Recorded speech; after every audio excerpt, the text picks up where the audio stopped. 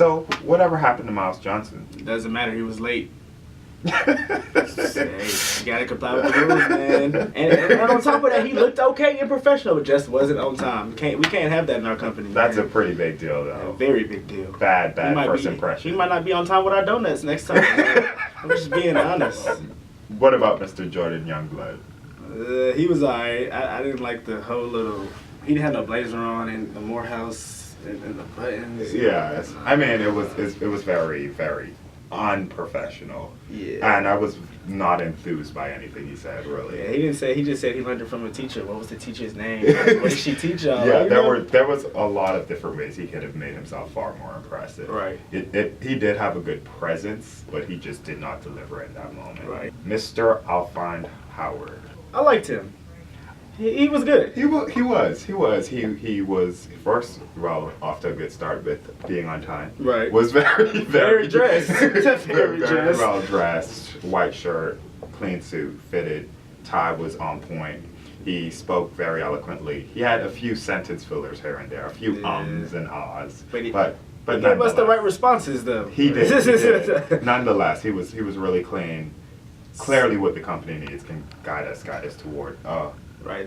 future. That's someone we're looking for. Yes. Okay, but the final question: what do you think about Thomas McConnell? You know, Thomas is Thomas is not necessarily what you see and are attracted to. Right. But I was very intrigued by him. Yeah, I wasn't. It's a lot of things about him that seemed very impressive to me. He came in looking like P. Diddy. But he was true to himself. I think he has the potential to be someone that's very attractive to our clients. When you think of who he is, his story and how he got here, what motivates him, what pushes him, it reminds me a lot of myself and where I came from. I look around every day on my way to school, on my way to work, on my way to the store, and see people who have no hope, no will to do better, no motivation. Some of these people I grew up with had the same kind of background, same upbringing. They used to dream just as big as I did. Now there's something missing. I wish I could figure out what it was. For myself, my motivation to succeed is plain and simple. I want better. Better for myself, better for my parents, better for my future kids and grandkids. So I don't want to necessarily write him off because I do see a sign of hope.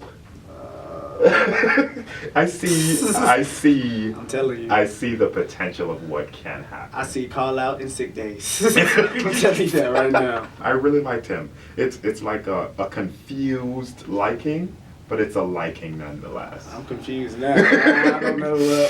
I say, without question, Mr. Howard is the best, without question. Right. In terms of what we're looking for, what we need in a person coming in and where they can be. I liked Thomas when he referenced his talents and what he can be, when he referenced what motivates him to work in terms of his essay and his story that he told us about his background. This is the motivation that pushes me to stay home when my friends go out and party because I have an essay to finish. Fill out job applications when I'd rather be sleeping. Going above and beyond when I could be mediocre.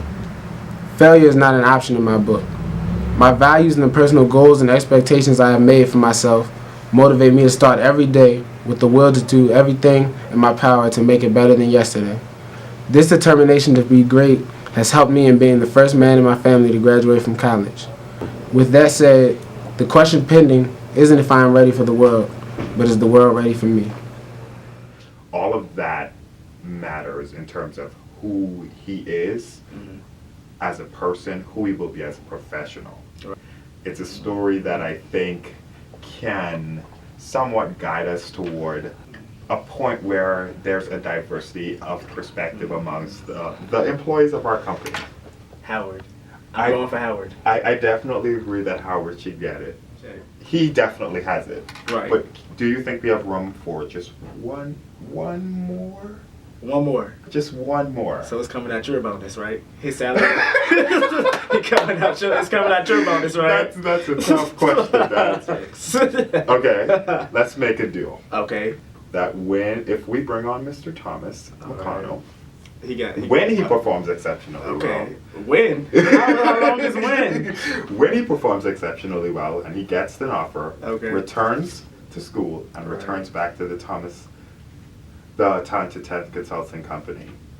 When he is big, huge and successful, I get a larger portion of the profits. You take all the money? That's a deal. Well, when you lose money, it's fine. We got it. We got it. So we got these two.